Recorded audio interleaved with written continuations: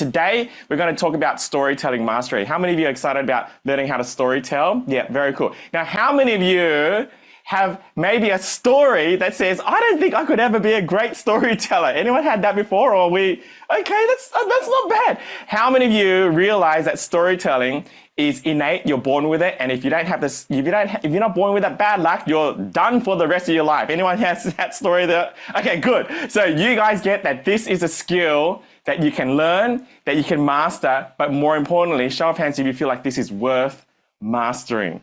Yeah, 100%. Why?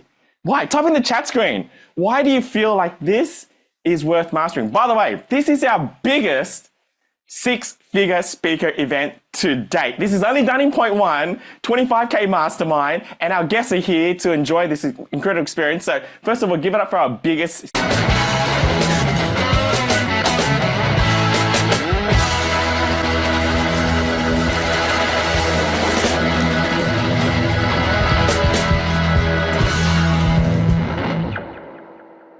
You cannot buy a ticket to be here. So our guests, big warm welcome to you. You're here because you're here for a reason, and you've been invited here for a reason, whether you came from Kaylee or Sarah or Masters, or maybe you paid in full for Performance One. Like this, you cannot find anywhere online to buy a ticket to be here. The only place you can be here is through our Inner Circle Point One, which is a minimum 25K investment. So welcome. Please take this, please make the most of this whole day. I would, if I were you. I mean, I wouldn't leave at lunchtime, wouldn't leave at any time, because this is a once in a lifetime opportunity that you get to come here as a guest. And so, TK, what do we have in the chat screen? Mate, when it comes to storytelling, we've got some things in chat. It says engage in connection, connect and communicate. So there's a big theme of connection coming through. As I scroll on down, we've got to get across effective message. I saw from Jane Stanford, humans are hardwired to connect through stories. Yes, they are indeed. We got some thank yous. We've got some more connections. We've got build trust. And I'm going to finish with Razwana's comment of influence. Very cool. Very cool. You know, as I was thinking about today is going to be as much learning as much as doing. And so we're going to have some cool breakouts. We're going to do some cool exercises. And so I want to encourage you guys to get out of your own way and just to start to implement everything that we do today. You know, I was thinking, like, you guys know I came from an optometry background and, you know, very scientific background. And this is really fascinating. It's really fascinating concept. Now, how many of you understand what an atom is? Like, just fundamentally, not like, you know, your foot awareness. An atom is made of a neutron, which is like a proton and neutron in the center, and it's got an electron surrounding it and it circulates, right? Is it making sense of it? That's an atom. And a molecule is a collection of atoms stuck together. And when you look at an atom, it is 99.999999999999997% space. You guys get that? It's 99.999. And then when you've got a string of molecules together, or a table, or a piece of paper, or a pen, like that's 99.99999999997% space, which is really fascinating. From a molecular point of view, it's mostly space. Now, when you zoom out and look at the universe, you got Earth, the moon, the sun, the stars, everything else. That's also 99.9999999% space. It's a really interesting concept. So we are actually living in space, and we are actually mostly made of nothing. But yet, why do we have physical, like, why can we feel things? Why can we see things? Why can't I, like, hold a piece of paper, or hold a pen, or hold this and tear it, and, like, there's this physical thing I can feel? Or why, when I'm standing on this ground, I'm being held up by the earth? Because motion of the electrons creates a physical space that we're around right now. And so motion creates results. And so the only thing I ask today is just to take action, because the worst thing you can do is not stay in motion, and then you'll be dead space. Who's following this right now? Yeah. So quick opening story, since it's storytelling mastery. You know, I remember the first time I was exposed to stories was 8 years ago, or even 10 years ago, when I started my whole personal development journey. So I started personal development about 10 years ago, and then it took me about 2 years to eventually decide to become a coach. But I remember going to my very first Tony Robbins event, and Scott Harris was one of my first coaches too. And they were just teach their seminar and they'll break out in this story. And I remember being mesmerized. How many of you guys remember being mesmerized by a story? You're stuck in a trance. And I was thinking to myself, wow, wouldn't it be great to learn that skill? Initially, I thought I could never learn that skill. It wasn't me and I could never be that kind of person. But once I learned that it was a learnable skill, that's when I started to make a focus and commitment to storytelling. And to really exemplify what storytelling is about, I believe that you need to understand how the game of life works. And I learned this from one of my early mentors, Scott Harris. This is how the game of life works. Who'd like to know how the game of life works? Cool. So we all start out on level 0. And on level 0, you're an infant, you're a baby, you have no powers, you have to be protected and looked after by someone else. But as you grow older, you get a little bit of powers. And on level 0, there are some enemies. There are some bad guys, there are some struggles, there are some obstacles that you have to overcome. And once you overcome them, you beat the enemy, you beat the bad guy, you overcome the struggle, you get to the end, you get the points, the power, the pot of gold, and you advance to level 1. Now, on level 1, you're a little bit bigger, you're a little bit stronger because you beat the enemies and the challenges from level 0. And now you've got the strength to deal with the problems on level 1. And on level 1, there are a little bit bigger problems, bigger enemy, bigger obstacle, bigger hurdle to overcome. At the end, you beat them, you get the powers, get the pot of gold, get the points, and you advance to level 2. And then on level 2, you're a bit bigger, you're a bit stronger. Maybe you can fight a little bit. You've got some skills that you acquire from level 1, but on level 2, there's a bigger problem, bigger hurdle, bigger obstacle. You beat them, you get to the end, you get to the points, the power, the pot of gold, and you advance to level 3. And on level 3, now you're strong. Now maybe you can jump a bit higher. Now maybe you can shoot something from your hand. And on level 3, there's going to be a bigger enemy, a bigger obstacle, a bigger hurdle, a bigger struggle. But you have the ability to fight it and beat it because you got the powers from level 2. And eventually you beat it, you get the points, you get the powers, you get the pot of gold, and then you advance to level 4. And this game keeps on going and going and going and going. So question for you, when does the game end? Have a think about it. It doesn't. It only ends when you decide to stop playing. Now, how many of you know of someone who's just checked out and decided to stop playing the game? Who knows of someone like that? 100%. How many of someone who just complains about problem after problem after problem without realizing that that's the whole game of life? Now, in life, you cannot be exposed to a problem that you are not worthy of dealing with. Because it's impossible for you to be on level 10 and have a level 10 problem if you didn't overcome level 9 to be there in the first place. A person on level 2 will not get a level 10 problem in their life if they weren't really actually on level 10. Who's following this? It's just their perception of that problem there, thinks I can't handle it, but they can. It's also impossible for you to have an opportunity in your life if you can't handle it. And sometimes we see opportunities as problems when in fact they're actually opportunities staring us in the face. It is impossible for you not to be able to handle anything that's thrown your way. So why am I sharing this with you? Because I had an experience that made me want to vomit. And this only happened a couple of months ago. And I mean like physically want to vomit because I saw it as a massive problem in my life without realizing it was a huge opportunity. Who's following this right now? Right. And this experience happened late last year when I was at Russell Brunson's Inner Circle. And at his Inner Circle meeting, there was a very small room. It was only about 20 of us in the room. And you go there and each person goes up on stage and they present something valuable that's working well in their business right now. So the whole room gets some benefit. And then at the end of that presentation, you ask the room, what's my biggest problem right now and how can I get help on this problem that I have right now? And so then the room starts helping you out. And on that particular day, this is in October last year, my biggest problem was, how do I get more people to show up to our masterclasses that we run? Who's done one of my masterclasses before? Like that was my biggest problem. And the whole conversation went on this weird tangent. Myron Golden was in the room. Russell was sitting in the room. Eileen White was in the room. And these guys all have like 100K, 250K, 500K, $1 million offers. And I never asked for any of that, but they went on this weird tangent. They said, Richmond, what's your ascension model? What's your business model? I said, hey, this is our business model. We do like a challenge or a masterclass. Then it goes into our Underdog Academy. And then from that, it goes into point one, which is 25K. And that's it. It's like masterclass challenge into like our 1K offer into our 25K point one. And that's kind of it. And they're like, oh, that's an interesting ascension model. I'm like, yeah. And then Myron says, Richmond, where's your 100K offer? And I'm like, why am I being asked this question for?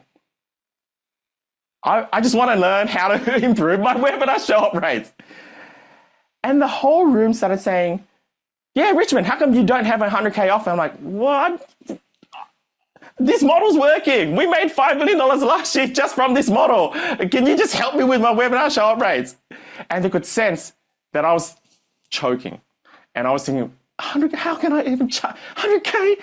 That's beyond my entire existence. That's beyond my whole awareness. I couldn't even fathom it. And I'm like, why are they trying to coach me on this? This is ridiculous. And now I'm sitting there, I'm standing on stage and I was like, well, the reason why I don't have one is I didn't think I'm worthy of a 100K offer. I was so honest and blunt about it. I'm like, this is going crazy. And now I'm on stage. I'm so vulnerable. I feel like I'm naked. And then they're just basically drilling into me that I need a 100K offer. And the reason why they said that, because what I presented on stage was a concept of a tiny challenge with a shadow seat. So who's heard me do a tiny challenge? And I said, you can sit in there, sit in the room and watch me do a tiny challenge. If you sat in there and you see, that's a new concept. It's the way to scale one-on-one coaching. And so if you sat in a room with me doing a tiny challenge and as a shadow seat, it's a way to scale one-on-one coaching, because at the end you present an offer, but you don't just present the offer to that one person doing a tiny challenge, you present an offer to the whole room. And that was so blown away. They thought I was a genius and they thought, wow, you're teaching something that no one has ever taught before. You are so smart and you don't have a 100K offer. There are people dumber than you who have a 100K offer. That's basically what they were saying. And long story short, I got off on stage and I just couldn't stop thinking about it, but I was never going to create a 100K offer. And that night, I had dinner with Russell, okay? Russell, it was a very small table and Myron was sitting across the room, like opposite me. And I thought the conversation was dead. And then Myron just out of nowhere, entree comes out. He's like, Richmond, speak to me. How come you don't have a 100K offer? And I'm like, come on, Myron. Entree just came out. Stop this. He's like, no. Tell me what's going on. What's the story? What's going on in your mind? It's like, what if I don't deliver? I feel like if I do it, I have to give like all of my time and then I'll be in jail. And how much one-on-one do I have to give? And it's like, what are you talking about? It's not about how much time you deliver. It's about what outcome can you deliver for your students. Have you helped your students get to $1 million before? And it's like, yeah, we've helped heaps. It's like, well, then you should be charging 100K for that. It's like, I get what you mean. It's like, but why do you have to trade your time for that? Do you know how to get them there quicker, faster, and you know all the shortcuts to get them there? I'm like, yes, I do. Then you need a 100K offer. And so he pulled out this game and he started playing this game with me, this money game, to really exemplify how I needed to have a 100K offer. He put out a $100 bill and he said, Richmond, if you can find me $10, I'll give you this $100 right away. No catch, nothing. And I'm pulling out my wallet and I don't have US dollars.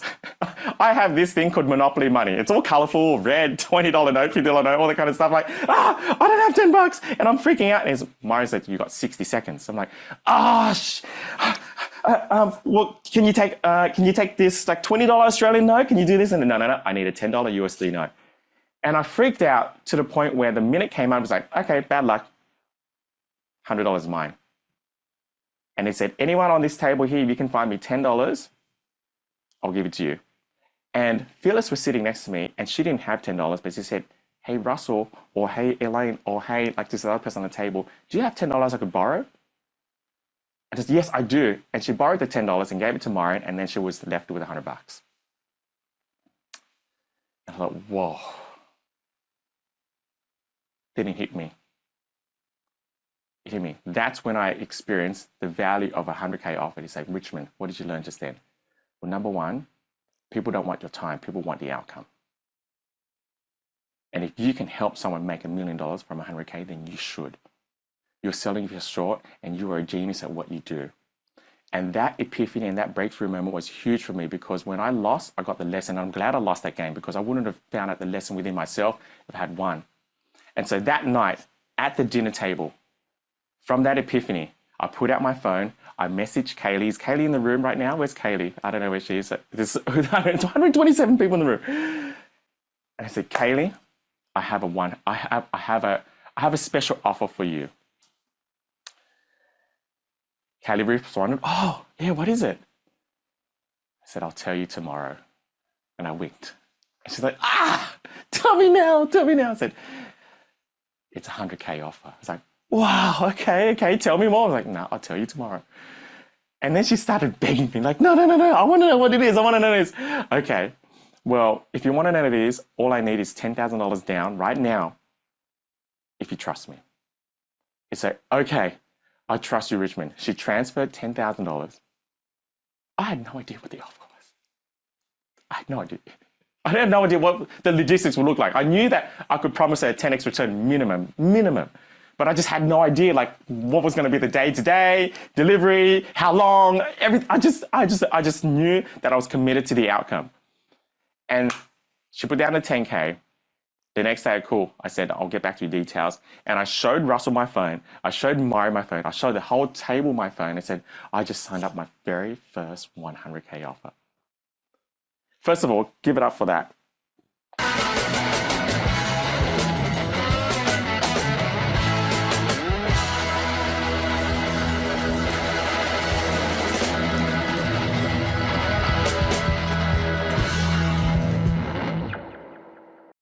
So fast forward today, sold 3 100K offers, which is really cool.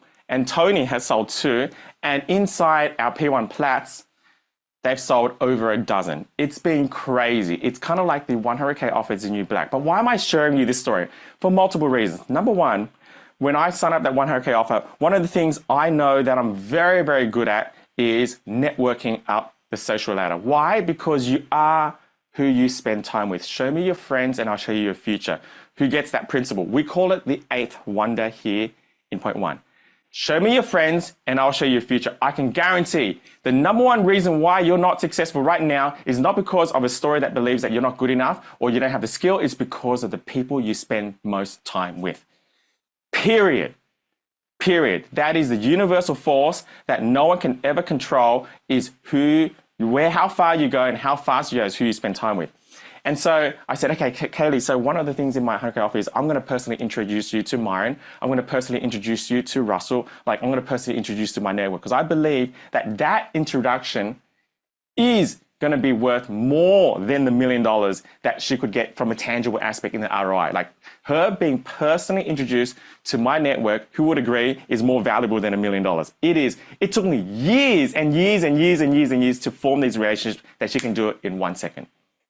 And so I got on a video with Myron, and I said, hey, Myron, I'm going to shoot a video for Kaylee, because Myron knew like Kaylee was the first one. And can you just congratulate her, because you were part of this and I want to thank you for it. And so I shot this video with Myron to congratulate Kaylee.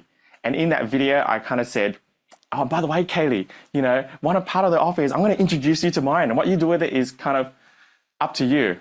Now, I'm going to show you that video, because in that video, I had my first vomit experience. And you could see my eyes and my body language in that video, because in that video, I shot the video to congratulate Kaylee, to get Myron on, to give Kaylee a personal shout out. And on that video, Myron offered me a 100K offer. And I've never bought a 100K offer before, but I just sold one. It was insane, and I felt like wanted to vomit. So you'll see my reaction. Notice, like, I'm smiling, but I'm not. I'm like, notice that reaction. It's like this fake smile, but inside I was screaming, oh my gosh, oh my gosh, oh my gosh. So watch this video. I've never showed the full video before. You've only seen the first 20 seconds, but this is a full 2 minutes. First time I'm ever showing this to everyone in the public. Kaylee, I'm here with Myron. Hey Kaylee, how you doing? Proud of you, girl. Oh yeah, congratulations on the 100K offer. Yeah, congratulations on being the first. The first. Because here's what happens. People sell like they buy. And this 100K offer with Richmond, for you, is going to be your rite of passage to your 100K offer to your clients. I'm looking forward to hearing that story. And as a special part of the offer, I know she believes in proximity. And so I'm going to give you a personal introduction to Myron. And then whatever you do with that is up to you. But Kaylee's a cool girl. Cool. Is she in Australia? She's in Australia. So here's what I'm going to do. I'm going to make Richmond an offer. I'm going to make him a 100K offer. He gets to come to Tampa and spend a day with me on my yacht. And if he says yes, I'm going to let him bring you with him. Oh. Okay, yes. Okay. Yes. Cool. Say less. Oh my gosh. We'll spend the whole day together, and I'm going to teach y'all how to create a premium value offer experience. I'm going to show both of you how to turn that 100K offer into millions for the rest of your life. Millions, like crazy millions. It's insane. All right. When are you leaving? Tonight. Oh man, that's too bad. Because since you're taking me up on the 100K offer, I was going to let you fly back on my private jet to Tampa with me. So I don't know if you can rearrange your schedule or not. Oh, but if you can fly back and mastermind in the sky with us. Oh my gosh. So there you have it. Okay. I gotta see. I gotta taste some of the juices. Fly out of Tampa tomorrow night. Change your flight to fly out of Tampa tomorrow night. This is all moving too fast, Myron. No, it's I'm just kidding. I'm just Wealth kidding. has a need for speed. I love it. I love it. So anyway, All right. Congratulations, Kaylin. Haley, congratulations. Haley, congratulations. All right. You guys see my reaction there? Like if you know me, you know, like I'm freaking out inside. And I'll look at that video and I still feel that day like it was yesterday. Who saw that? Like who sees like, this is too fast. Like, and it was only to spend a day on a yacht with him for 100K. It's like, here's a 100K offer for you. You get to spend a day on a yacht with me and you get to bring Kaylee as a guest. I'm like, for 100K, number one, it's 100K. I've never spent 100K or invested 100K in my life in one hit like that, yet alone for a day on a yacht. And so I'm freaking out. I feel like I want to vomit. Internally, I'm just going all blue and cold. But then a part of me was thinking, well, this is the game of life. In life, I cannot have a problem that I cannot deal with because I've got the skill sets from the level that I acquired from the level before. But also in life, I cannot get an opportunity that comes my way because I got the skill set from the level that I conquered before. Who's following this right now? And even though I see this enemy or I see this opportunity and it makes me want to vomit and I'm thinking, oh my gosh, bring me back to level 2. No, But at the same time, the other part of me was like, why is this happening to me? Because it wasn't happening to me, it was happening for me. And since then, I said yes, and I committed to my word. And the whole rest of the day, you have no idea on how many times I pulled out my phone and wanted to message him saying, I'm out. I can't do this.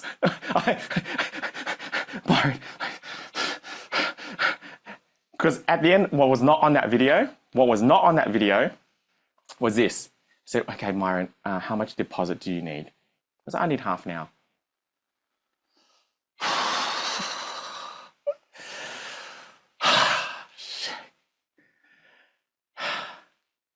He sent me the wire instructions, and I can tell you that there was at least a dozen moments for the rest of that day where I legit was going to message saying, Myron, I cannot do this. I feel like vomiting.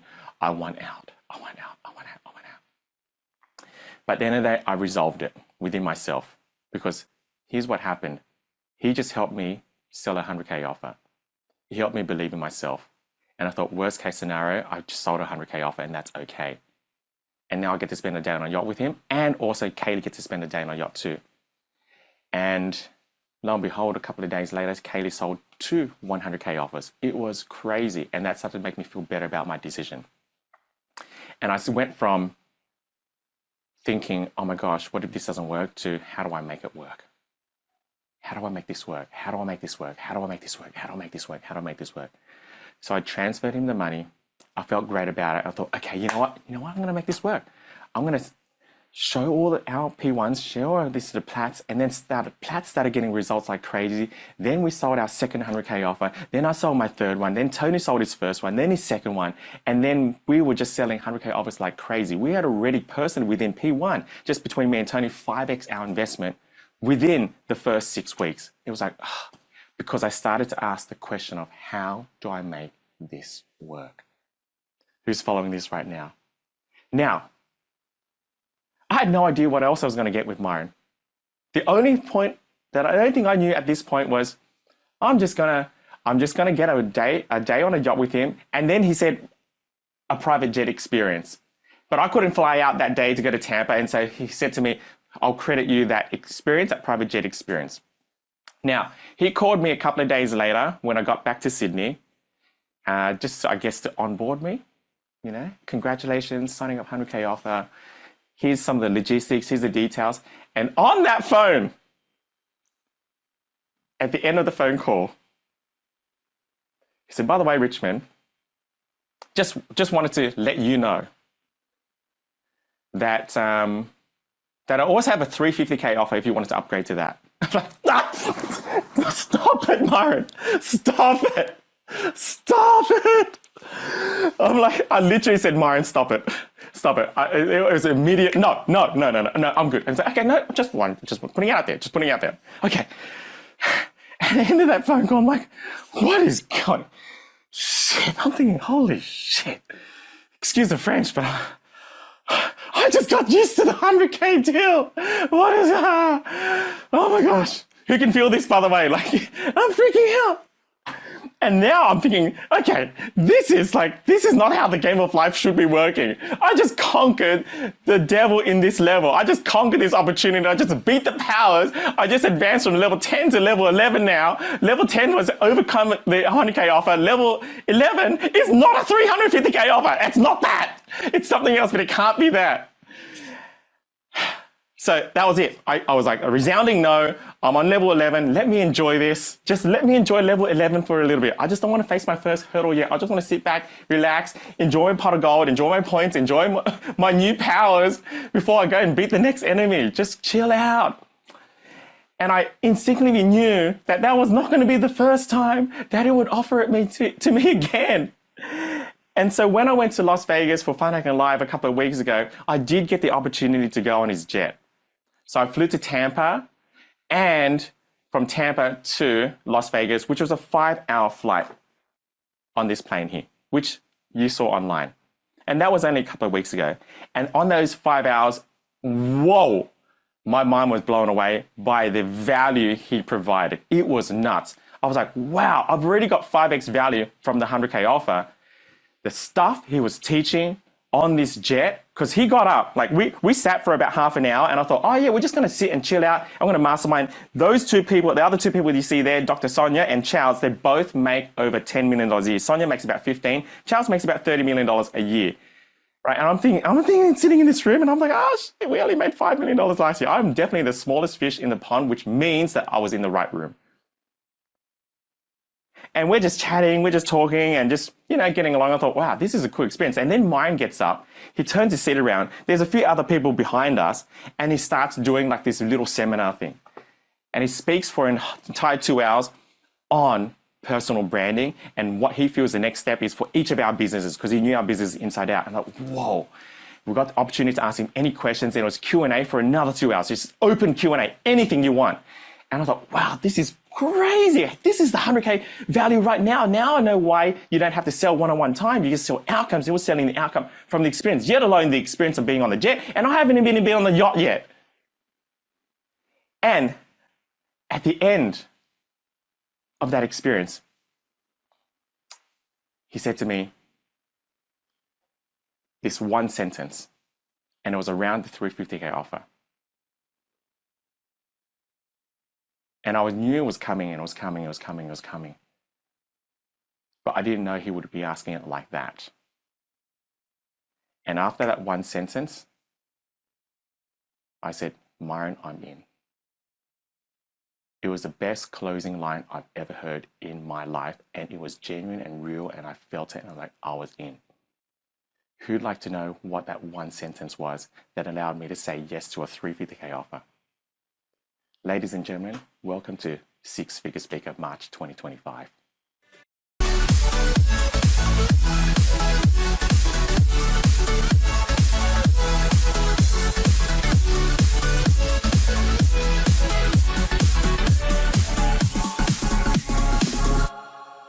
So today, you're going to learn the framework of that story. Today, you're going to have your own story within that framework. And we're going to develop multiple stories. And I know what you're thinking. I don't have a fancy life like that to create a story like that, but it's not that at all. It's the framework. I can break out in any story, in any event, whether you're going to a supermarket, whether you're buying groceries, whether you're changing a light bulb, and create a powerful story like that through a framework. But what we're also going to do today is learn how to share a story and end with an open loop like that. To leave your prospects or your audience thinking, why did you do that to me? And so for anyone who's going to stay all the way to the end today, I will tell you that line. Maybe. I'll tell you that line. Who'd like to know that line? Yeah, cool. But more importantly, who'd like to know how to share a story in that framework? And then also sometimes even share stories deliberately just to leave an open loop, because open loops are just fun, but also extremely impactful. Who gets this, by the way? Yeah, very, very cool. So here is the framework. And I'm going to do some examples. I'm going to get you guys to do it and take action. But this is the framework. This is the ultimate hero story framework. And I've shared this framework before, but it's such a powerful framework that I need you guys to master. Not just to know this viscerally or understand it, but master. And the better you can master this, the better you can break a story any given moment for any situation, regardless of what's happening in your life. Whether you're going to buy groceries, whether you're dropping your kids off at school, whether you're helping them with their homework, whether you're going to the gym, whether you're just having a shower, whether you're getting ready for an event, whatever the story is, you follow this framework and every single story will have power in it. So this is the ultimate hero story telling framework. Number one, every single story opens up with a scene. So it was only a couple of months ago in October where I was at Russell Brunson's Inner Circle Mastermind. And at this Inner Circle Mastermind, what we do is we go there, we present our biggest problem, and we go on stage and share what's working best in our business, and we get help. Now, at that event, I stood up on stage, and then I was sharing my biggest problem, but suddenly, I don't know why, but they broke down my ascension model and there's this problem, the struggle. They said, Richmond, how come you don't have a 100K offer? I'm like, what are you talking about? Every story opens up with a scene. The scene is painting the picture and the context and the pre-frame of what's about to happen. It's like the dark clouds before the storm. It's like everything's rosy and then, oh my gosh, lightning hits. Then comes the struggle. What is the struggle in the story? The struggle could be an internal struggle, or it could be an external struggle, but there is a struggle, there is a fight, there is an obstacle that came your way. You may be on level 3, level 4, level 5, level 10, level 20, but there's an obstacle, there's an enemy, there's a struggle, there's a hurdle that comes your way. The bigger the hurdle, write this down, the better the story. And so if you're facing struggles in your life right now, congratulations, because you need to share that story, because one day that will be your story. I remember when I started my coaching business, I was living in a tiny 2-bedroom unit apartment. Penny was pregnant with our second child. Kennedy was staying in our first room. I had nowhere to coach. And I wasn't proud of our lives. I had just lost $1.2 million in the property market. I was a life coach. Broke, no experience, felt like a massive imposter, and I would not tell anyone that I was coaching my laundry because I had nowhere else to coach, and our dining table was my office table. But I kept on telling myself that one day this will be my story. One day this will be my story. One day this will be my story. One day this will be my story. The bigger the struggle, the better the story. The bigger the struggle, the better the story. The bigger the struggle, the better the story. And this was happening for me, not to me. And I made a commitment to myself that one day I'll be sharing the story of how I started coaching in my laundry. And that became the story. But all started with a struggle. But from that struggle, there comes a switch.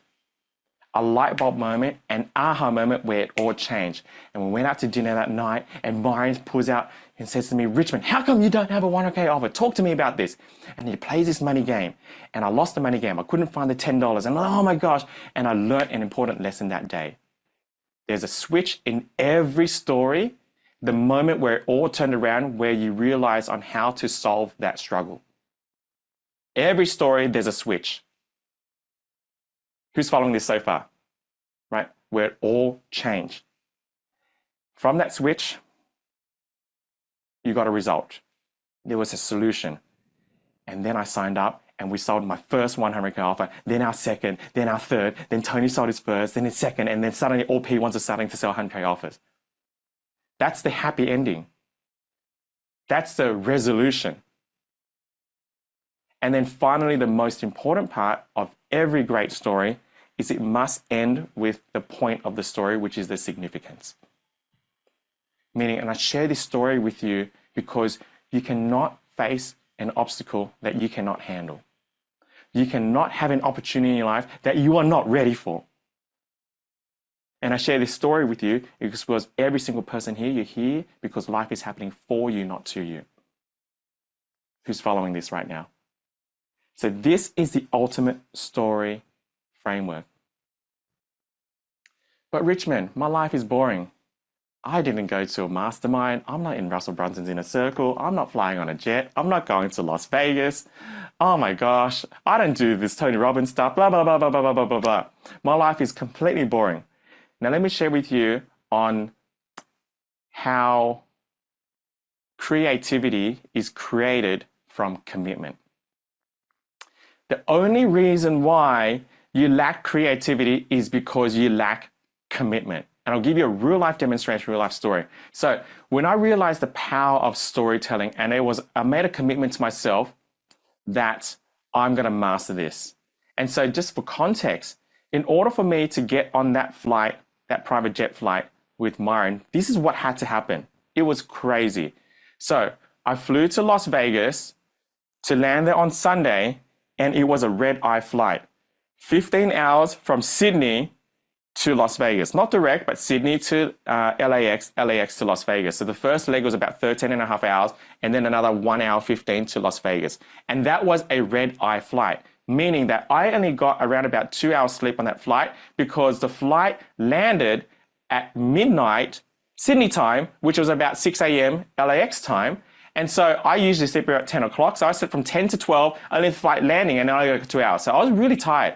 Now I landed, got to the hotel, checked in around about 10:30, 11 o'clock, had a quick shower, got ready, because then I had to go to an event to speak at Eileen Whitey's event, and I had to be there at 2 o'clock. So at 1:30, met in the lobby, caught an Uber, got to the event, and spoke from 3 to 4 for an hour on 2 hours sleep.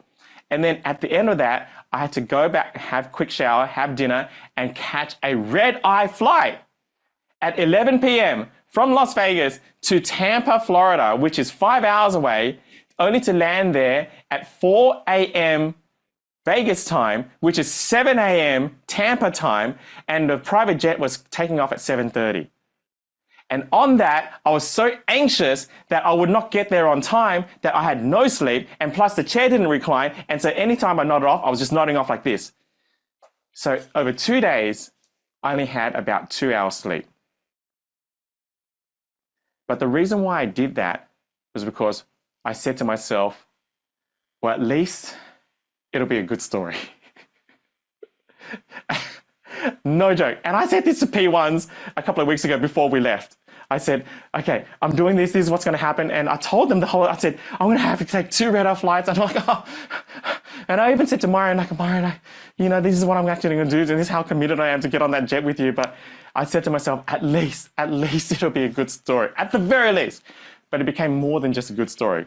It became a $350,000 investment. That ended up being the story. But I share that because at least it'll be a good story. So when COVID happened and Australia particularly was in one of the world's worst lockdowns, we were still running P1. And I said to myself, in the next 12 months during our lockdown, every single week when I opened up a P1 group call, which we have every single week when I opened up, that I would open up with a quick 3 to 5 minute story of something that happened that week. I committed to opening up with a story of something that happened that week. Now, little did I know that after 2 weeks of doing that, I kind of fell short on how to create any more stories, because how can you create stories when you're locked down, living at home and you're not going out? Like, how many stories can you create of what, today I went to the toilet and this happened. Here's the struggle. Oh my gosh, I ran out of toilet paper. Like, I mean, how many of those can you create? And then I had a supermarket story, but that was it. When you're going out and about, there's so many opportunities to think about a story. But I was stuck. But I was committed. And from that commitment, I developed a story every single week for a whole year, because creativity came from commitment. And because I committed to that, it forced me to become creative. And I would have not become creative like that if I did not commit to that story. And I'll share with you a real life example, because during that 12 months, I went to the supermarket, and you may recognize this. Who recognizes one of these? Right? Lysol, Dettol, Glen 20, they're disinfectant sprays. And when the laws got a bit more flexible and they started to allow us to have one guest over, like you can have one family member over, or you can have one friend over and have to live within a 5-kilometer radius and blah, blah, blah, all this kind of stuff. Like, oh my gosh, finally we can have people over, but only one at a time or two at a time. And so I decided to go to the supermarket to get some more Glen 20, which is a disinfectant spray, because it's like, you got to spray and disinfect, and everyone's like, oh my gosh, there's viruses everywhere. So we wanted to spray our house and make sure it's like, safe for our guests and all that kind of stuff. And so I did have, and the reason why I went, because I had some, but I ran out. I ran out of disinfectant spray. It was all gone. And so I went to the supermarket looking for some more Glen 20. I know in America you call it Lysol, in Europe you call it Dettol, right? And this Glen 20 says kills 99.9% of germs. 99.9% of germs. I don't know if you guys can see that there, 99.9% of germs. And I saw a Glen 20, another can, right, that says kills 99.9% of germs. And see that little tab there? I don't know if you can see that, it's probably not clear, but it says kills 99.9% of germs, including COVID-19. Including COVID-19. Now, which one would you buy? Go ahead, type in the chat room. Which one would you buy? Like the COVID-19 one or the regular one? Remember, we're in the middle of the pandemic. And I have guests over. It is like da-da-da-da-da-da. Yeah, well, with TK, well, it's like, Mate, everyone's blowing up in the chat screen. We're buying the COVID-19. Get the COVID-19. Buy it now. Yeah. And so I bought the COVID-19 one. And when I got home, I thought, wow, that was fast. They just created the cure for cancer. You know what I mean? Shit, what's the difference between this and this? What's the difference? I was baffled. But I bought it because, of course, I want to kill 99.9% germs and COVID-19 100%. And so now my curiosity went on this venture to find out what the difference was. And I know some of you guys have heard this story, and maybe you know where this is leading. But then I got my empty can and I got this can to look at the ingredients. And lo and behold, the ingredients were exactly the same. I couldn't believe it. But a part of me was like, I'm not even shocked, because poison kills everything. And you spray enough of this, you kill a whole cow probably. You know what I mean? Like, it just kills everything. I'm like, wow. I had this epiphany moment. I thought, wow, the power of market to message fit. The power of knowing who you're speaking to. The power of relevancy, which is all part of speaking. Who's following this right now? And I thought, whoa, if I had to go back to the supermarket, knowing that they're exactly the same, would I still buy the one that says kills COVID-19? I would. As crazy as that sounds, I still would. Who's following? It's just a weird thing of knowing who you're speaking to. So why do I share that story with you? Because you don't need fancy events in your life to create a story like that. All you need to do is go to the supermarket and create your own Glen 20 story. Who's following? Because it all follows this framework. During COVID, we're in lockdown. This is the scene. And I committed to creating a story every single week when we open up our P1 call. But here's the problem. We were in lockdown and there were no stories to tell. There's only so many times you can go to the toilet and tell a story about a toilet. There's only so many times you can go to the supermarket and tell a story about a supermarket. There's only times where it's your kids misbehaving and tell a story about that. But then finally, when the world opened up and we could get some guests over, and I went to the supermarket to buy some Glen 20, and I bought this, and I had this moment, I bought this COVID-19 one. I was curious, what was the difference? And I saw the difference was exactly the same. This is a switch. You can see the switch happening.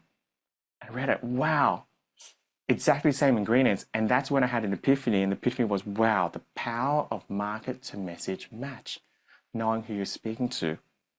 And that's when I realized that when you have relevance to the room and you know who you're speaking to, then you can sell more products. And because if I came back to it, I would have bought exactly the same thing. And so why am I sharing this story? This is now the significance. Because you don't have to have fancy events in your life to be able to share a great story. All you need is a great framework. Who just saw that? Show of hands. And this is the framework for any story. For any story. So who would like today to master this framework? Very, very cool. I'm going to break it down in more detail than I've ever broken down before. And when we start with the story, we always, we must begin with the end in mind. When we architect a story, always ask yourself, what is the end outcome? What is the significance of the story? Always start with the significance, and then you open up with the scene, the struggle, the switch, the solution. But the significance starts. You can build the whole story once you know what the ending is, once you know what the point of the story is. Because without an end point, there is no map.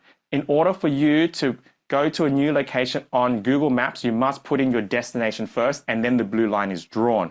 You don't draw a blue line and then put in the destination. It'll be impossible. Otherwise, the blue line will waver anywhere, everywhere, all over the place. Show of hands, this is making sense. So you must know your destination, which is the point of the story. Start with the point of the story. And every story must have a point, but here's the cool thing. The same story can have 100 different points. So that story I just shared with you about Glen 20, I've shared it in a course creation masterclass. And the point of what I'm sharing with you is that when you have an I help statement that matches what your clients are looking for, you will make more money than a person with a wishy-washy I help statement. Same story, but now we're talking about I help statement. Who's following this right now? Right? So you can have different points for exactly the same story. And that's the cool thing about it. So sometimes you don't even need many stories. You just need many points. And so when we begin with the end in mind, a couple of questions that I want you guys to answer. By the way, who's got the workbook? I'm just kidding. There's no workbook. I just wanted to... All right. Next, just take a screenshot. I know Nico's laughing. It's like, I need a workbook. No, you just need to listen. Just listen. Cool. So 5 questions to elicit this significance, which is the power lesson of the story. 5 questions, okay? 5 questions. So you can take a screenshot, at least you can write it down, whatever you want to do, it's okay. P1s, these are going to be uploaded in the P1 library within the next 48 hours or so anyway. So you can always revisit this again and again and again and again. Now, 5 questions. Number 1, who are you speaking to? That's the most important, because that will help you determine the point of the story. So in this context, I'm speaking to P1s, I'm speaking to some of our guests, and that means that when I share the Glen 20 story, I know the point of the story, and we're doing a storytelling masterclass, and I know the point of the story has to be around about storytelling. But if I'm doing this same story and I'm speaking to a cold audience who are in my masterclass and I'm trying to sell a $1,000 Underdog Academy program, then I'm speaking to a different audience that has a different point to that same story. Is this all making sense? So who you're speaking to will help you point the compass in the direction of what the point of the story is. Number 1, most important question. The second question is, why are they in the room? Why are they in the room? Know why they're in the room. Third question is, what outcome are they looking for? Notice already, I've never even focused about what am I speaking about? What are they going to think about me? What if I can't do this? What if me? No. The only reason why you're suffering is because you're focusing on yourself. It is impossible to suffer when you're focused on someone else. It is impossible. Impossible. You cannot suffer when you're focusing on other people. You cannot feel fear of public speaking when you're focusing on the room. You cannot feel the anxiety that comes up when you're speaking to a cold audience when you're focusing on them. It is impossible. Fear is always an inward focus of self. And so when we have these questions to direct us on speaking to a room, it'll resolve. There is no such thing as, oh, I'm scared of public speaking. It's just called, I'm focused on myself too much. That's it. Focus on the room, focus on who you're speaking to, why are they there, and what are they looking for, and then you'll resolve all your fear around speaking. The next question is, what aha moment would you like them to have? So this is the point of the story. Again, the significance of power lesson.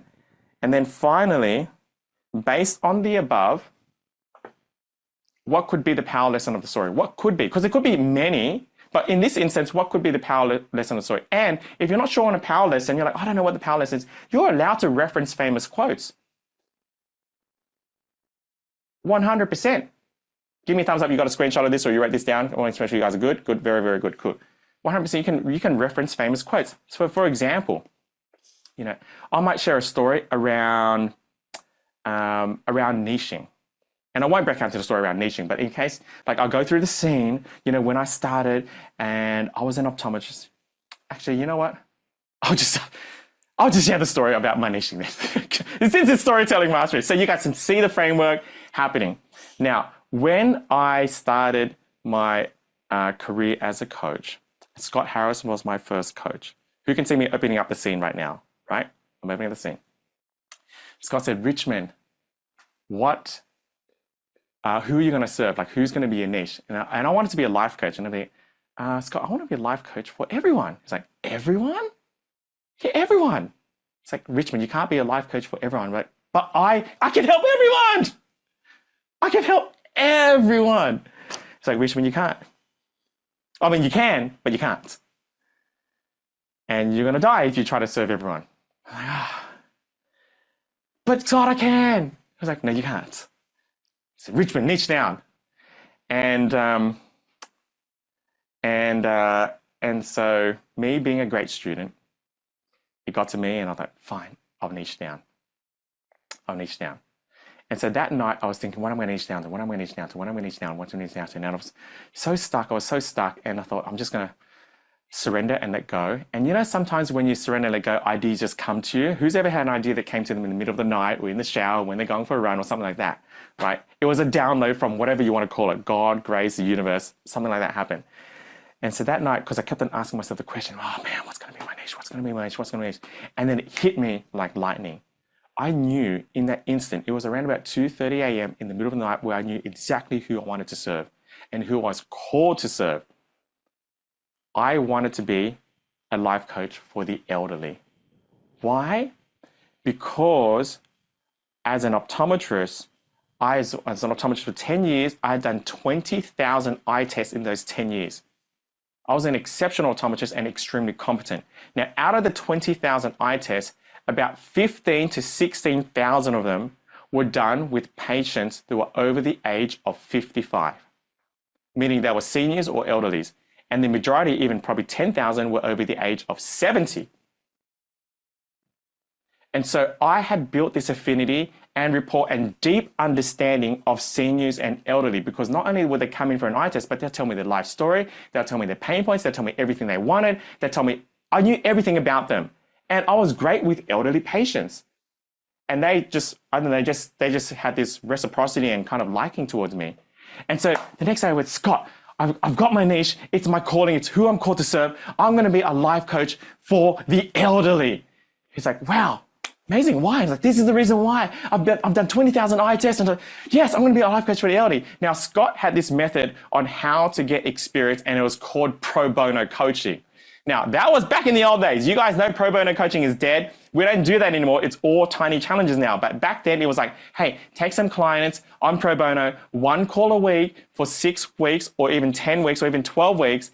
And you coach them for free to get experience and get a testimonial. And he would suggest that take on 10 clients, coach them for free for 6 weeks, 1 call a week. Sometimes I took them on for 12 weeks. I took them 1 call a week for 12 weeks.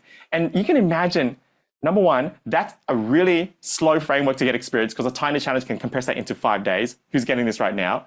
But that being said, that was the best framework at the time. And I said to Scott, okay, cool, good. I'm going to get 10 elderly clients as pro bono. I'm going to coach them. I'm going to experience. I'm going to get testimonial. It's going to be so good. I was so excited about it. And then Scott said to me, whoa, Richmond, I probably wouldn't suggest you get 10 elderly clients to coach pro bono. Maybe 2 or 3 or 4 max. Get some your age, get some your ethnicity, get some, your industry. Like, get a mix. Just get a mix. I'm like, what? Hang on a sec, Scott. You just were telling me this niche down. I found my calling. I niched down. And now you're telling me, hey, hang on, hold your horses. Don't take all 10 pro bono as elderly. I'm like, I'm confused.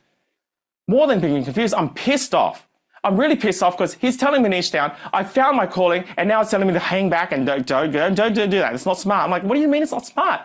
This is who I'm meant to serve. And I was so angry, but because I'm such a great student, I let my ego and put it on the shelf. And I said, well, why am I going to pay for coaching and not listen to my coach? I mean, why would he try to steer me the wrong way? There was no way why he was trying to steer me the wrong way. And I thought, okay, it's just my ego getting in the way. Okay, I'm going to listen to him begrudgingly, resentfully. I'm going to listen to him. And at least if he's right, then it's good. If he's wrong, then I can blame him. Either way, I'm going to win. And so I was like, fine, I'll listen to you, Scott. I didn't want to listen to him, but I listened to him because I need to put my ego on the shelf. And so I took on 10 pronos. I took on 2 elderly, one 64-year-old, one 67-year-old, and then the rest, a bit of a mix of everything. And I thought, this is stupid. I'm wasting my time with the other 8. And so I started coaching all 10 of them. And the craziest thing happened. After about 3 or 4 sessions of coaching the elderly, I realized I hated coaching the elderly. In fact, I had more fulfillment, more fun, more joy, more results coaching the people that were more like me. I was like, oh my gosh, I couldn't believe it. And at that point,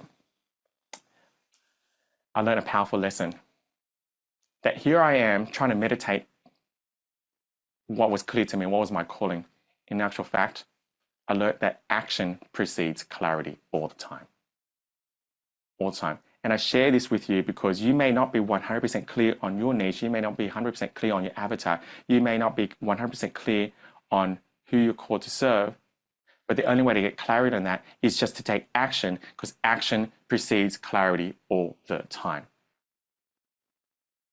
So I'm sharing that story for a couple of reasons. Number one, because that power lesson is a lesson that I created. But you can have a different power lesson to that, and you can quote famous quotes. For example, I share that story with you because Scott was right when it came to niching down, that, as Bruce Lee says, you need to fear the person that doesn't know 10,000 kicks, but fear the person that knows 1 kick that's practiced it 10,000 times. And for me, I was trying to master 10,000 kicks without realizing I needed to master 1 kick and practice it 10,000 times. See how I just used a different power lesson and I quoted a famous person, Bruce Lee. So if you're not even sure on a power lesson, or sometimes you are sure, but you can still quote people They've done famous quotes like that and put it in your power lesson. Who's following this right now? So if you're like, Richmond, I can't think of a great power lesson. Well, think of a great quote. And if you're not sure on a great quote, you can chat GPT great quotes. So same story, different power lesson. So back to this framework here. Once you know who you're talking to, why they're in the room, what outcome they're looking for, what aha moment would you like them to have, based on the information above, what could be the power lesson of your story? And yes, you can quote famous quotes. So what we're going to do right now is this. We are going to create your story of why you became a coach.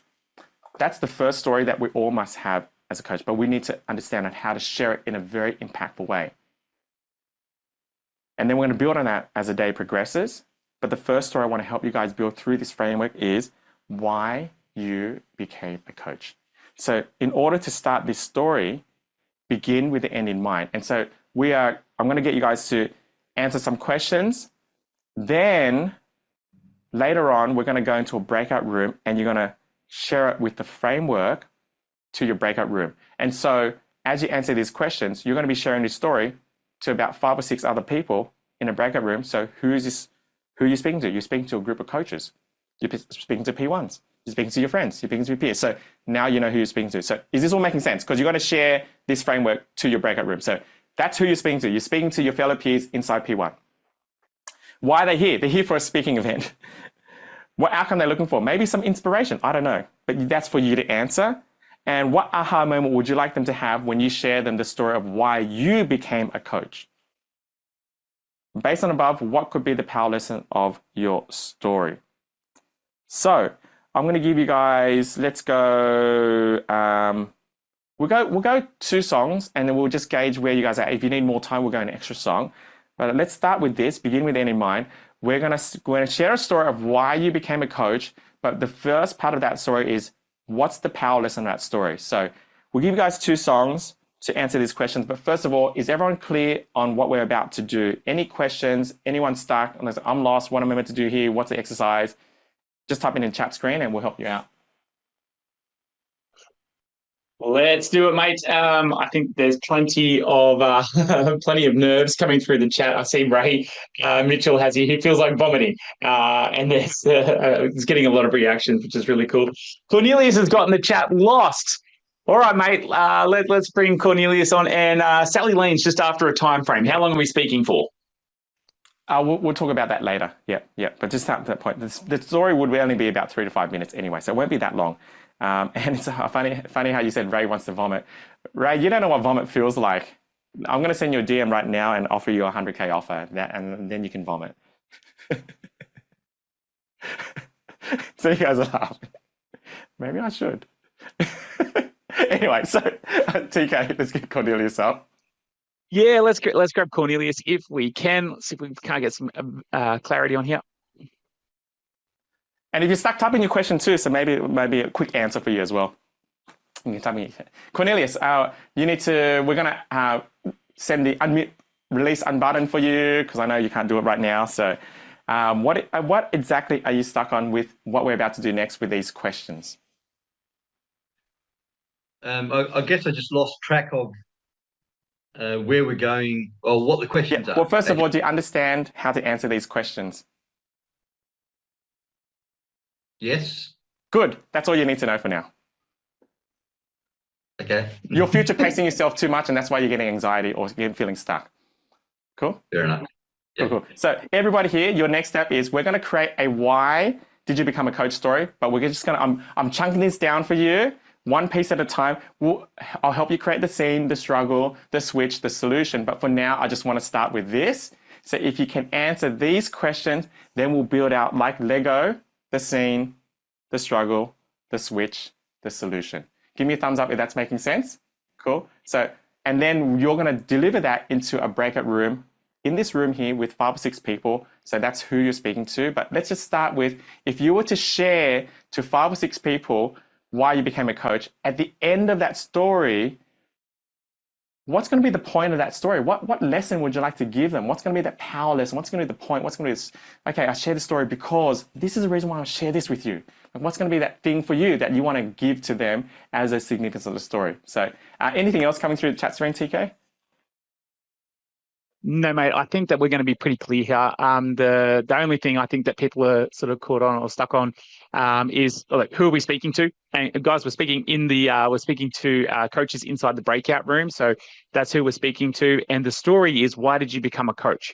Okay, so now we've got a title, we've got some framing, and like Richmond said, we've got some nice Lego pieces coming together. So I think we're good to rock and roll. Cool. All right, we'll give you guys a couple of songs. We'll check in where you guys are at if you need more time. We'll come back after a couple of songs.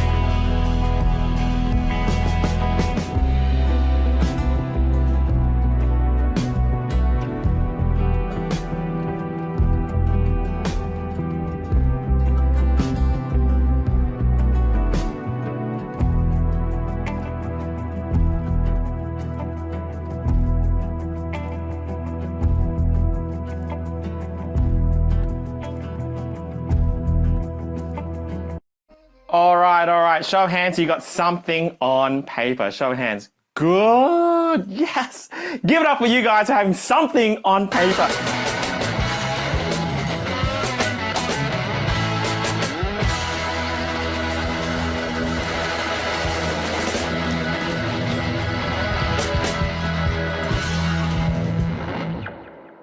Why is that important to have something on paper? Because motion is what's going to create results.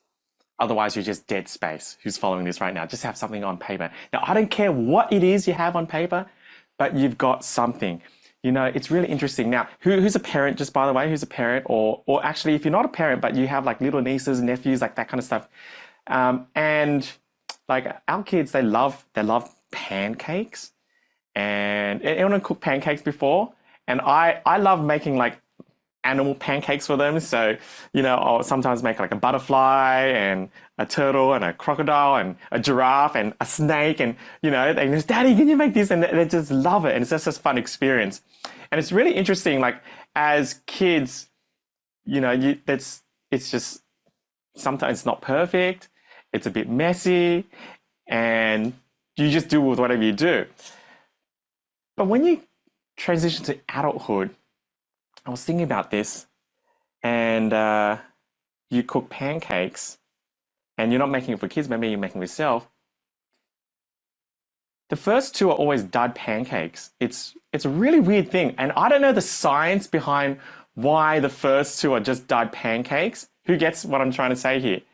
And then as you get older, and you're hosting for your friends, or you're hosting for whatever it is, you would actually cook the first two pancakes and kind of throw them out or hide them and only present the nice ones. It's really interesting why we do that, but as kids, we don't. And we don't even care. Anyone ever thought about that? Like, number one, why are they duds the first two? Because they always are anyway. And then the third one is just perfect. And then second reason is, why do we care? When that's just how life is. Because as you get older, you get conditioned by the people around you.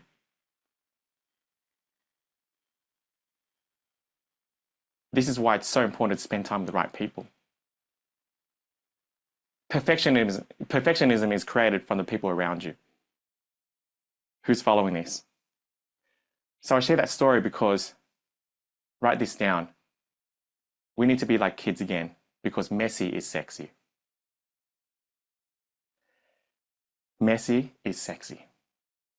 So let's treat today as if you're a kid. You're curious, you're open to learning, you're here to have fun. Messy is sexy. And if I got something down on paper, then that's okay, because this is the first time I've ever done this framework and it's my first pancake. And that's completely okay, because my first pancake is always going to be the best one anyway. Because at least I did it and it still tastes awesome, but I'm following a proven framework with the right support and the right community here. Who's getting this right now? And so I just shared a story to exemplify a point. The same thing. Open up with the scene, with the problem, with a switch, with a solution, with the power lesson. And I literally just created that right now. I don't even have a slide for a pancake as I was seeing some things go through the chat screen. Oh, I'm a bit stuck. I don't know what I'm going to do. Oh, it doesn't fit. And I sense it. Maybe some of you guys are just feeling like it needs to be perfect, like it's your third pancake. But to get your third pancake, what do you need to do? You need to cook the first two. So who's up for cooking the first two pancakes today? Yeah, very, very cool. So now we got the end in mind with the power lesson. It's okay. It's not a big deal. You're making little animals anyway. It's never meant to be a perfect circle anyway. When is it ever a perfect circle? It's always going to be okay. And so then we're going to start to build like Lego blocks the other parts of our story. So we began with the end in mind. Here's the power lesson. By the way, type in your power lesson in the chat screen. Type it in. I'd like to get a gauge of where the room is. Whatever it is, like just type it in. It might be one sentence. It might be two sentences. It might be a couple of words. It might whatever it is. It might be borrowed from someone else. It might be a famous quote from Bruce Lee. It might be a Confucius saying. It might be some influencer, whatever. What power lessons do you have? Somebody wise once said, all right, here we go. We've got here in the chat from Craig says, magic is the mission. Nicola says, the moment you know, often it's a feeling of nausea. Yeah, I got this. Luke Jenner says here, the most powerful person in the room is the one who tells the best story. Quote from Steve Jobs. Boom, let's rock and roll. We've got here in the chat from Coach Andy Bassett. Move from pain to purpose. Oh, I like it. Monica Hill says the only way to reach your goal is to start and not stop. All right, I'm going to scroll down the bottom here, and we're going to finish up with. Did I see Tyrone Bray? It says here, you might not be where you hoped, but you're exactly where you need to be. Oh, what a great one to finish on too. Wow, give it up for you guys. Let's go.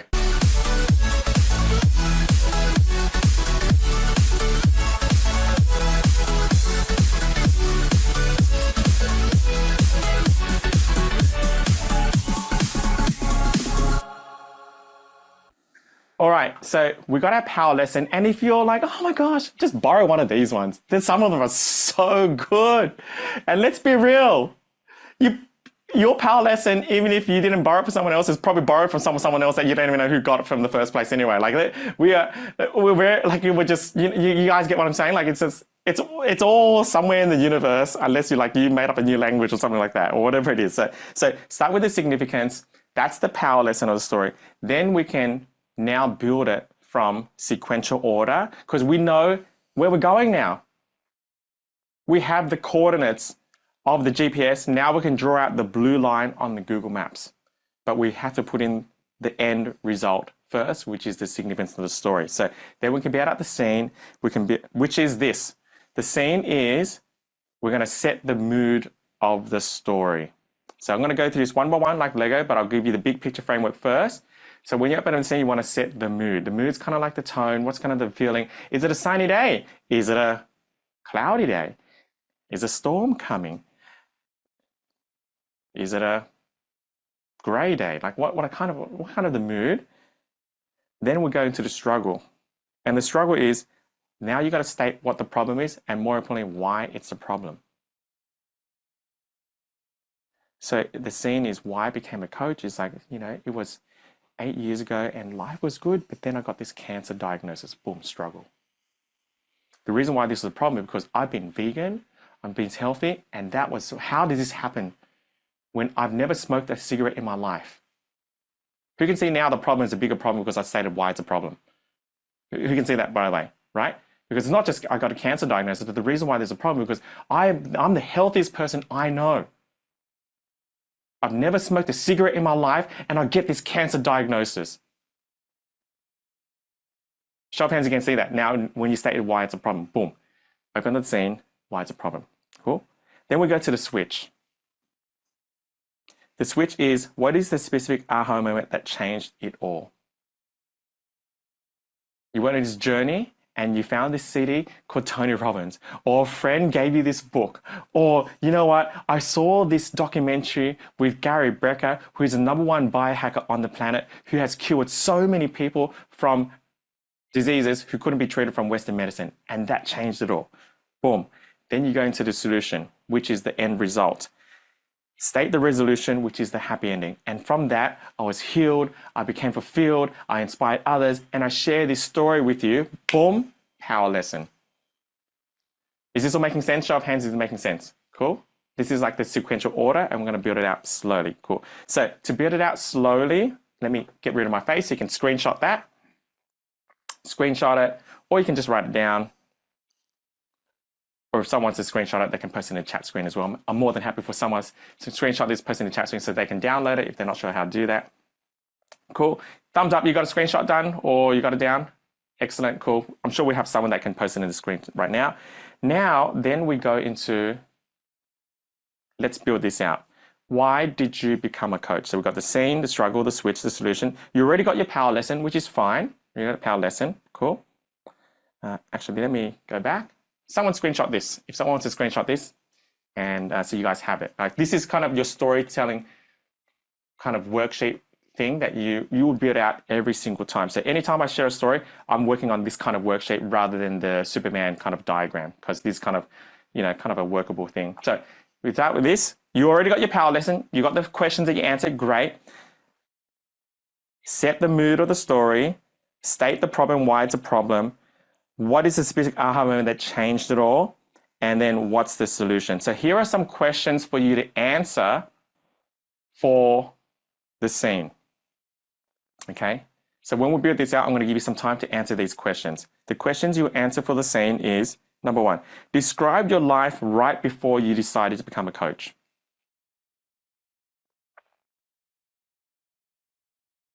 So for me, before I decided to become a coach, I was coming up to 10 years as an optometrist, and that's when I realized I could not do this for another 10 years. It kind of just hit me. Holy crap, 10 years as an optom. Whoa. That was my life. Things were good, earning a respectable income, respectable job, parents were happy, but I was not. So that's kind of like the scene. The question you want to answer for the struggle is, what problems did you have and why? So when you decided to become a coach, what problems did you have and why? But when I decided to become a coach, I had no idea on how to coach. I was not experienced. I felt like a massive imposter. Penny was pregnant with our second child. I was the sole income bearer. And my parents would have flipped out. Because culturally, in our culture, you don't become a coach. You become a doctor, a dentist, a lawyer, solicitor. So now I'm stating the problem and why it's a problem. You can see this, right? Cool, good. And then I need to answer the question. But what made me decide to take the risk anyway? But despite all those problems, despite my parents thinking I've gone mad, despite my father-in-law who would not approve, despite my cultural upbringing, despite Penny being pregnant with our second child and me this sole income, the reason why I decided to become a coach and the risk was this aha moment I had. What was the aha moment for you? For me, the aha moment was I realized what was worse than living my current life or becoming coach was living my current life for another 10 years, because when I ticked that box on registration day of being an optometrist, I didn't want to tick that box again. It had come up to 10 years. That was like the switch for me. Because in optometry, you have to register with this board called APRA, and on that, you have to state, you know, your credentials again.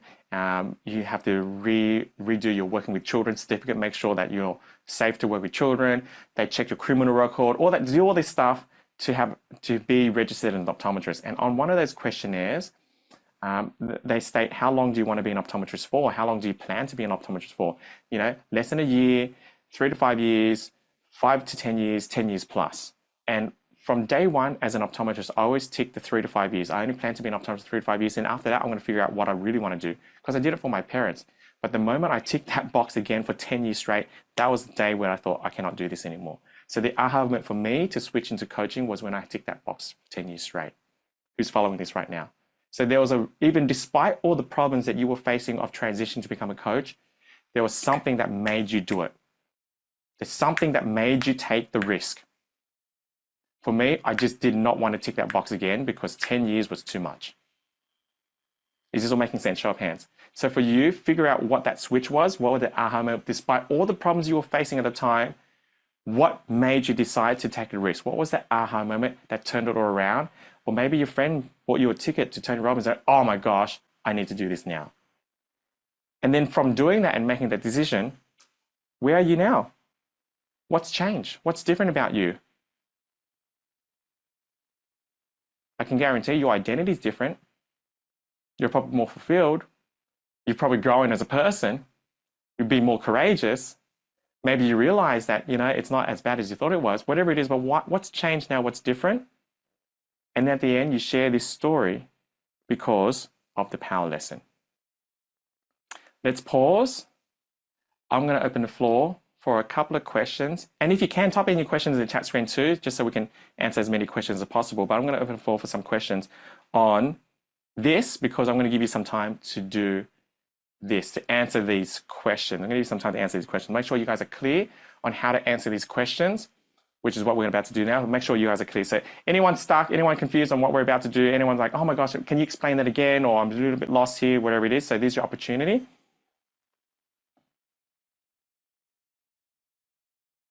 Very cool, mate. Got a question in the chat from Alex Gaffner. Says, what should we do if we are unsure what would be the best story? Yeah, Alex.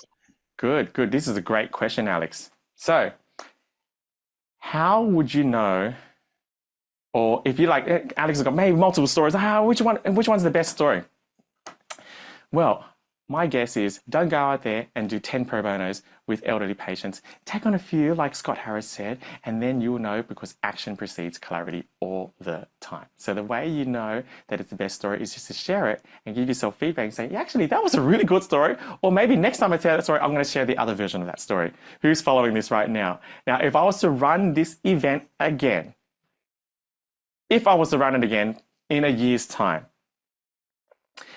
am I going to be sharing the exact same stories as I did every story out of this event? Probably not. Why? Because I realized there's a better story out there.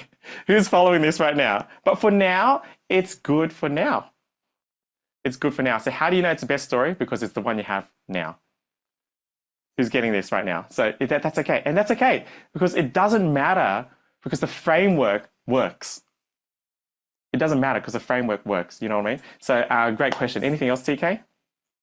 Yeah, Gillian just wants to get some clarity on who is our audience, story for coaches or story for our current niche? Yeah, we're going to go into a breakout room, and you're going to be within the breakout room with 5 or 6 other people. You may be, oh, wow. Whoa, Victor, good to see you in the breakout room. Nat, good to see you. Lisa, wow, I'm in the breakout room with Christy. Oh my gosh, I'm in the breakout room with Luke. Oh, wow. Okay, guys, okay, I'll go first. Cool. Okay, so I want to, I don't know if you guys know why I became a coach, but this is why I became a coach, Luke. This is why I became a coach, Christy. This is why I became a coach, Lisa. This is why I became a coach, Nat. Okay, this is why I became a coach. So it was scene, switch, struggle, switch, solution. And I share that story with you guys because I believe whatever you set your mind to, you can achieve. So are we clear on who we're speaking to? You're speaking to some peers in the group right now. Now, you can do the same thing, same framework, but now you're speaking to a cold audience on a webinar or a masterclass or a tiny challenge or a Facebook Live, or you're doing guest speaking for someone else. Boom, same thing. Who's in the room? So we're going to be speaking to our breakout room today. That's who we're speaking to. Give me a thumbs up if that makes sense. Cool. Excellent. Excellent. Yeah, really cool, mate. We've got I hope I pronounce your name okay. I want to say Silky. You're just at Pro Coach with us, and Chris nailed your name, and now all the pressure's on me. But we've got a great question here, which is, if the switch moment is too personal, do I make another moment, or do I just choose one that's not as profound? Or and I think this is going to be a big one for a lot of people in the room right now, because maybe your story, maybe it involves a family member. Maybe it involves a friend. Maybe it involves something that's very personal and very dear to you. And maybe you're a little unsure. Do I really want that out in public? Like, where am I going to share this story? So it might be nice to be able to speak to that a little. Good. Well, it's optional whether you want to share or not, but what's most important is you focus on the room.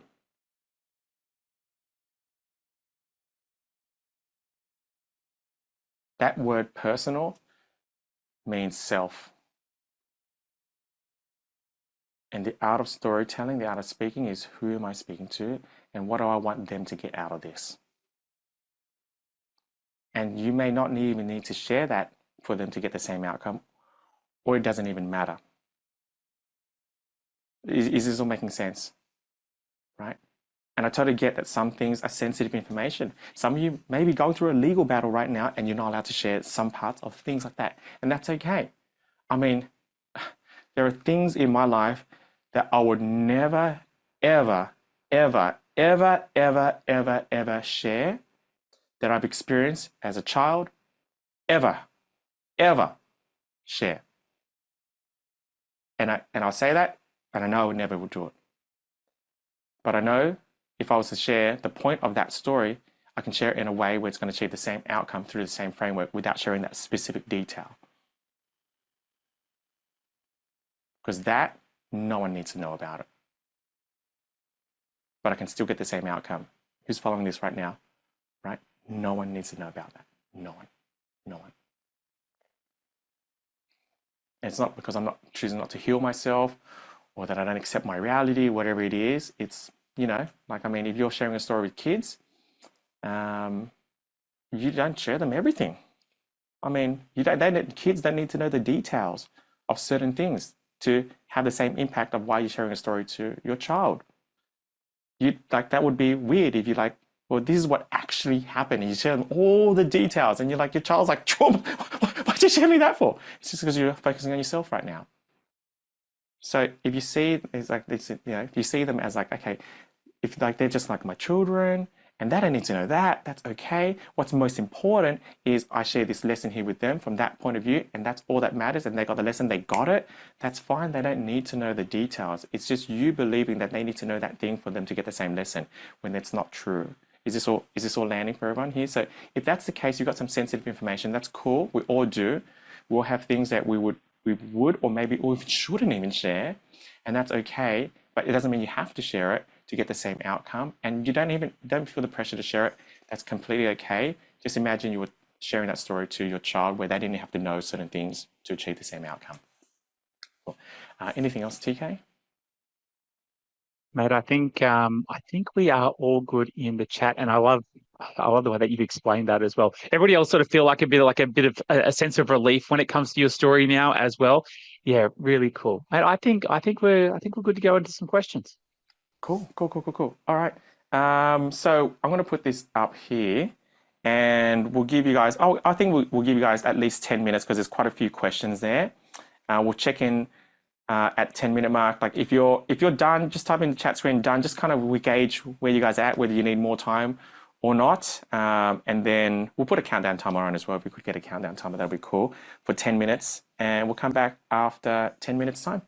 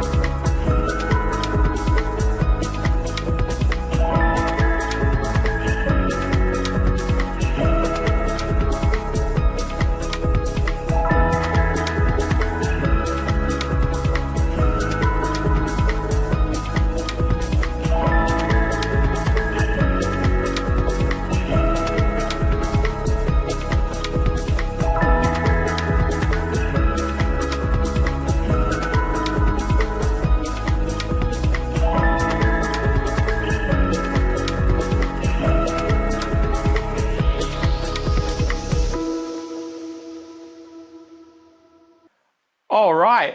That should be more than enough time. Who's got something on paper? Who's got something on? Yes, yes, yes, yes. Give it up for you guys for having something on paper.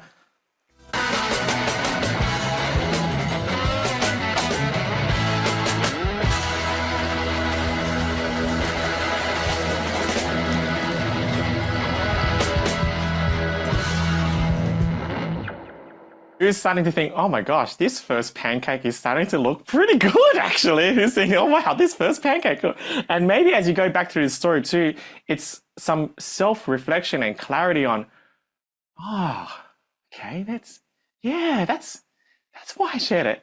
And quite often, even though we're sharing that story to the room, it also allows us to reshare it to ourselves. Who's getting this right now? It's like, wow, sometimes we need our own lesson, even though the story is not really meant for us, but secretly it kind of is.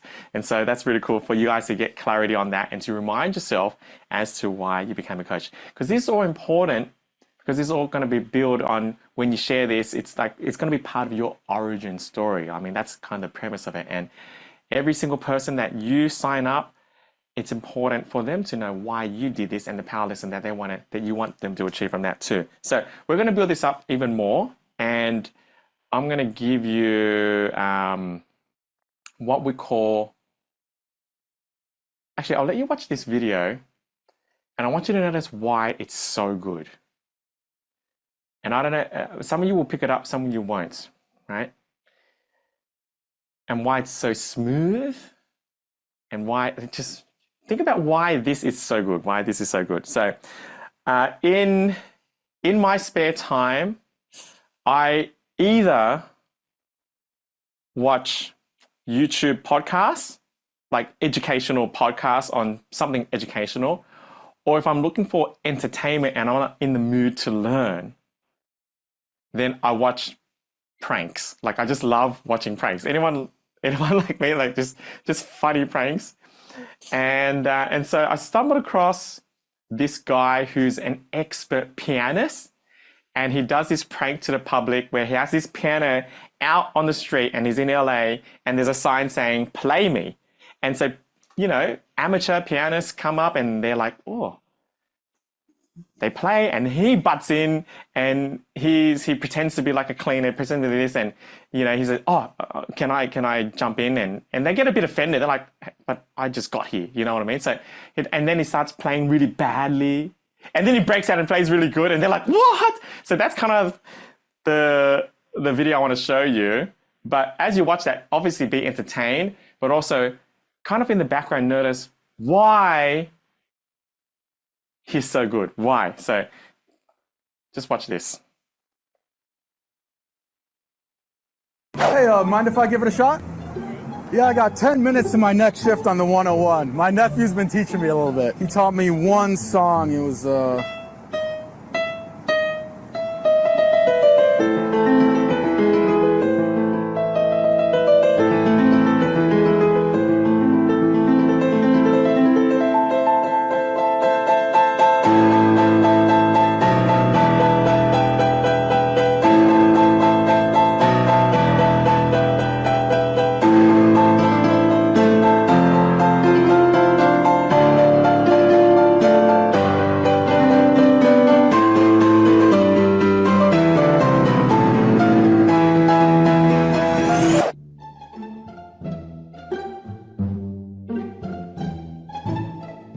mind if I give it a shot? Yeah, I got 10 minutes to my next shift on the 101. My nephew taught me one song on this thing. It was,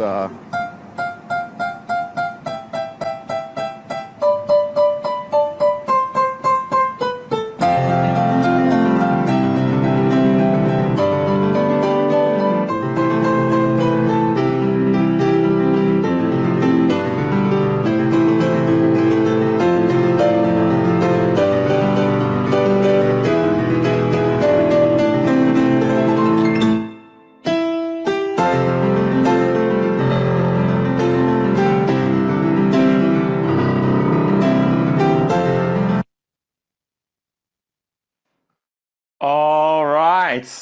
So I wonder if you notice why that was so good. Apart from his talent, like he's so talented, But why was that so good? And what do we got in the chat screen, TK? Mate, what have we got in the chat screen?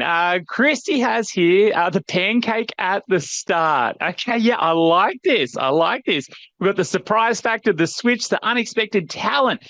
Luke says the setup. Absolutely. JJ says the surprise. Vicky says that looks are deceiving. The surprise. Okay, really cool. Okay, good. So,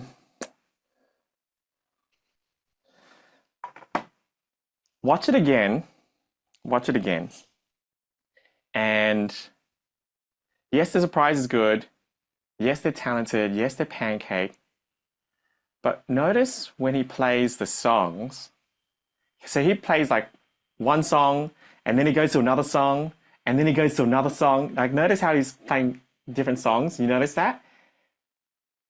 But the reason why it's so good is because his transition from one song to the other is so smooth. Before you know it, it's like, oh my gosh, where did this song come from? We call them joiners. And so you have the framework of the scene, the struggle, the switch, the solution, the significance, and they're great. But what makes a story even greater is the joiners between each segment and person listening to the story saying, oh my gosh, we're already at the significance of the story. What? How did that happen?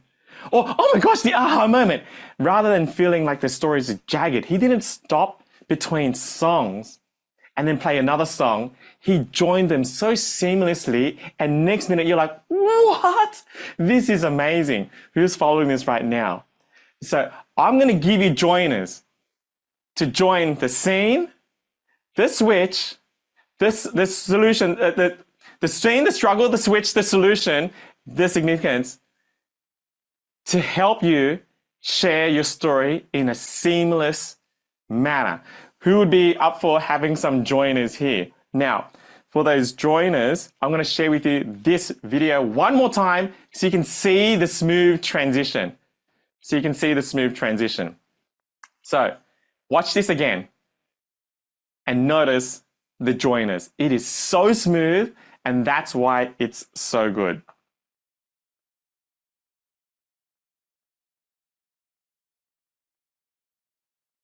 Hey, mind if I give it a shot?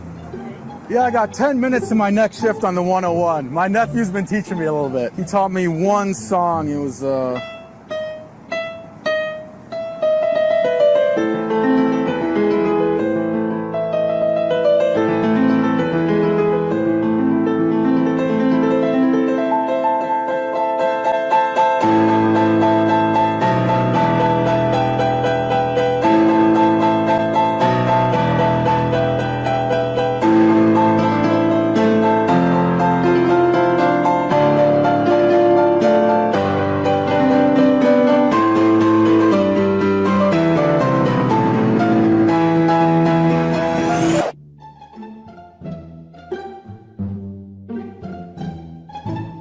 Hey, mind if I give it a shot? Yeah, I got 10 minutes to my next shift on the 101. My nephew taught me one song on this thing. It was,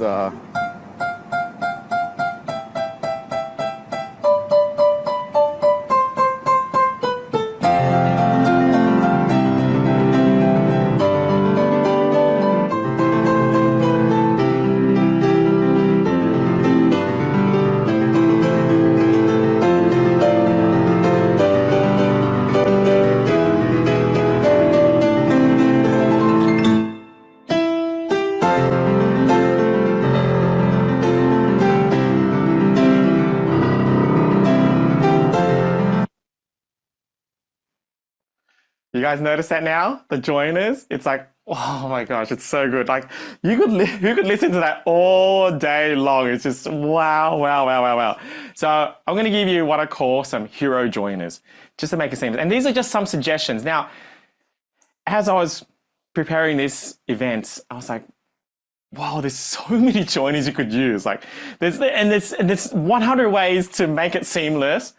And so these are some suggestions which I think will be a great starting point. But some of you are naturally okay with just joining things. And if you're naturally good at that, just use what you have because you just you can just make it sound seamless anyway, and you can just join from one framework to the other, from the scene to this struggle to the switch. Like, if you're cool with doing that, you do you have your own joiner and what comes natural to you. But if you're like really stuck and you have no idea, and you're sort of like, oh, just give me something to use, I'm going to give you something to use, knowing that this is not the Bible, but this is just a guideline if you're super stuck. So who's okay with more of a guideline rather than like a Bible? Cool. So, but if some of you are already good at doing this, so that's okay. You don't have to use this suggestion. This is just some suggestion for people who may be getting a little bit stuck and their story is a bit jagged and it's the transition not smooth. So here are the hero joiners, okay? And you'll notice, particularly our P1s, if you were to watch this training again on replay, I start with these joiners. Almost every story has something like this. So last week, and then I set the mood. So it was only a couple of months ago in Boise, I was at Russell Brunson's mastermind. So during COVID, I made this commitment to write a story every single week. So 2 weeks ago, I was on a private jet with my golden, and this happened. Thumbs up if that's clear. Like that's how you start. And then you set the tone, you set the scene, and you already got your scene. You already got your scene, which you created, which is great for where it is right now. Cool. And how you transition into the struggle is. All right, how's that for an open loop? And so, hey, listen, if you're looking to get the joiners for this and you found this training super valuable, all you need to do is send me a DM on Facebook and DM me the word joiners. Let me see if I can share my screen so you know what to DM me. Here we go. So there you go. So if you just DM me joiners, and this is my Facebook profile, I've got the blue tick there, or if you scan this QR code here, it'll take you directly to my Facebook profile. DM me the word joiners, and I'll give you the 5 joiners that will allow you to create any story, including your origin story, with a seamless transition. Listen, if this was super valuable for you, don't forget to subscribe and give this a like as well. And also, you can also look at my next video here on how to run tiny challenges.